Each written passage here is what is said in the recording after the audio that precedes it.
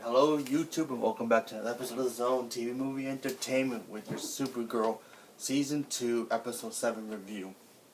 Now in this episode you had the new vigilante known as Guardian. He's basically becoming the new face of the city. Basically everybody's starting to like this guy. He's helping people. He's doing everything that not even Supergirl is going to be doing. And you have Supergirl here being jealous and not trusting vigilantes.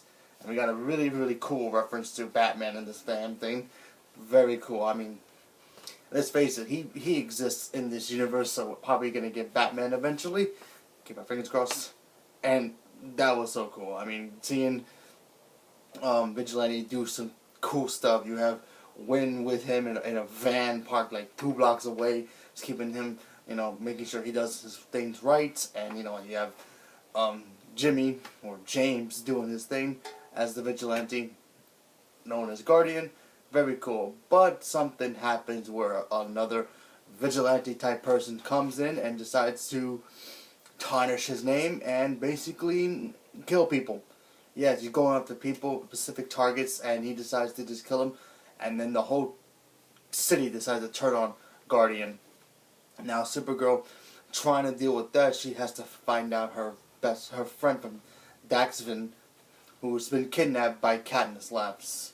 And then all of that, she goes there and finds out that the real Hank Shaw, who was supposed to be dead in the first season, is back alive, and he's got some enhancements thanks to Katniss Labs. And now he's super strong, and he's basically could take out Supergirl.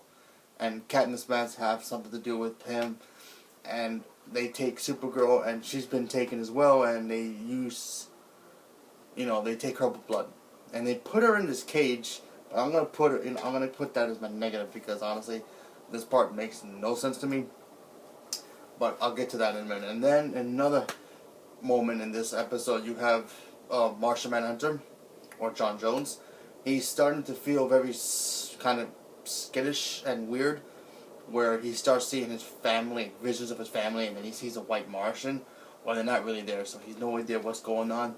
Then he finds out that the Miss Martian Manhunter, or, the female version of him, is not really who she says she is. She's really a white Martian in disguise, and he gets so angry, and he really wants to kill her, and he finds out that she used her blood to save him, and now he's turned into a white Martian, and there's nothing he can do to stop it. Like I said, this is a very cool episode. I do like some of the stuff in here. The whole Katniss stuff, that was cool.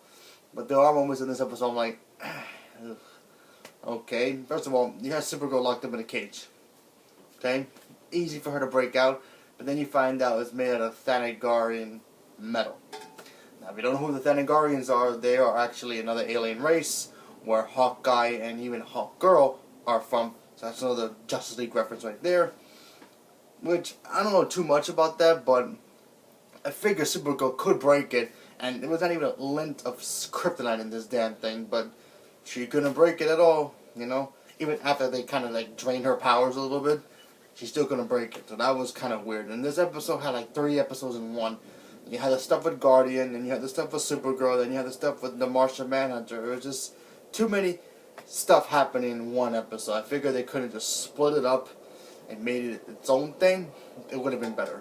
But what can you do? I still enjoyed it for what it was. It was kind of fun.